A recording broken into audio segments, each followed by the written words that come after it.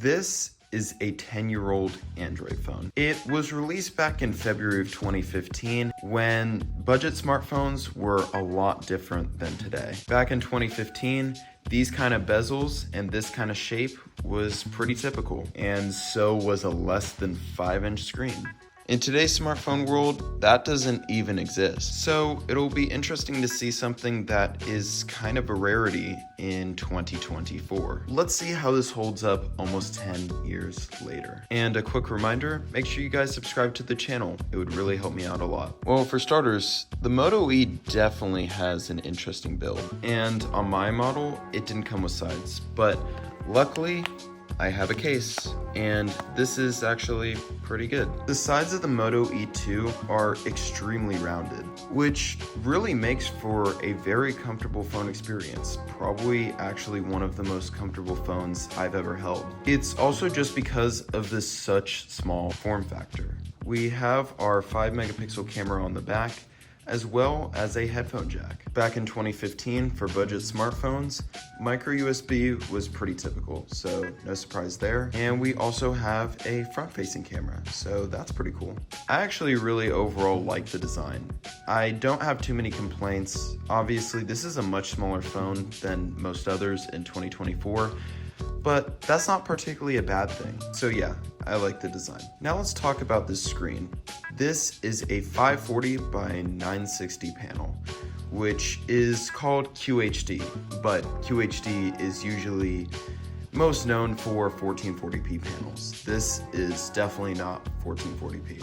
It's just a regular LCD panel, but it's definitely not the worst panel in the world. You really don't have the worst viewing angles in the world, and because the screen is so small, it actually looks pretty sharp. Unfortunately, one caveat of this budget phone screen is definitely that it doesn't get that bright. I mean, this is at max brightness and it doesn't even look bright inside. No. However, another positive thing I will say is that it is pretty colorful. I do really like this screen in that way. So obviously the screen is extremely dated, but it doesn't look terrible, especially compared to some other phones. Let's talk about this performance. This is a Snapdragon 410. Now, the reason I have a 410 on this Moto E2 and some others have a 200 is because this is a 4G LTE model.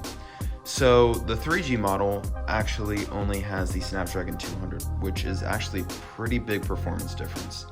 Either way though, this has 1 GB of RAM and 8 GB of storage, which 8 GB of storage is literally an eighth of the 64 GB of storage that we get nowadays. But actually, besides not being able to install some crucial apps such as YouTube and some games, honestly, the performance really isn't terrible.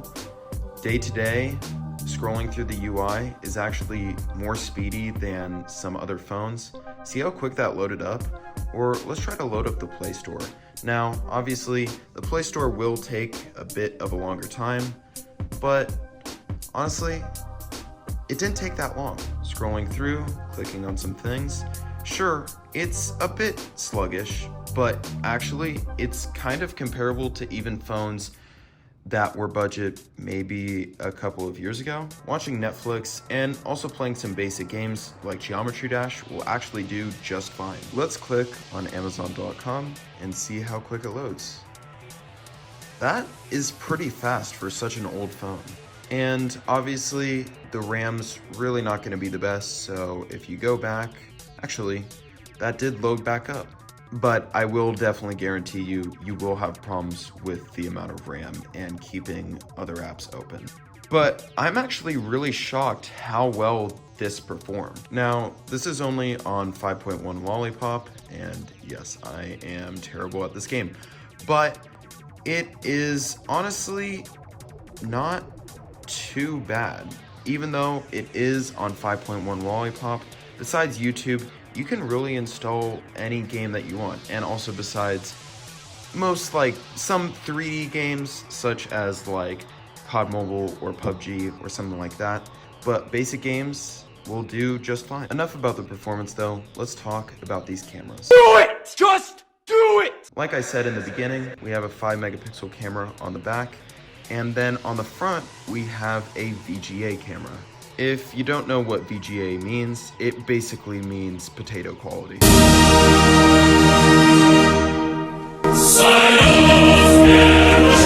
Or I believe about 0.3 megapixels. Taking a photo on this, let's try this right here. Let's look at the photo. So, as you can see, there is not a lot of detail, and also the colors are pretty washed out. There's a high amount of noise, like expected, and yeah, overall, it's not great. Moving on to the front-facing camera, besides the fact that the colors actually don't look terrible on my face, everything else is pretty dismal. It doesn't look that good. Interesting fact though, I have actually used this for recording YouTube videos like 3 or 4 years ago, maybe more. But yeah, nowadays I would not do that. Moving on to the battery life, this is something that sort of shocked me. The battery isn't the worst in the world. For a 2015 phone, it's actually pretty good, and especially the standby performance. I turned this off and let it be on standby for about 3 or 4 days, and it was still at around the same percentage, maybe about 5 to 10% less, but that's really not bad. Now, when you're actually using this phone, don't expect something that is going to be amazing. You're going to probably get about 3.5 to 4 hours of screen on time, which obviously isn't great, but it is not terrible for a 2015 phone. And that really moves me on to the verdict. Honestly, this phone for about 10 to 15 bucks, maybe even less, is actually pretty great for maybe someone like a kid who doesn't really need to play all the crazy games that have to run on pretty high processors like Genshin Impact or Call of Duty Mobile, but instead just wants to play some simple games like Geometry Dash or Temple Run. This will honestly do completely fine.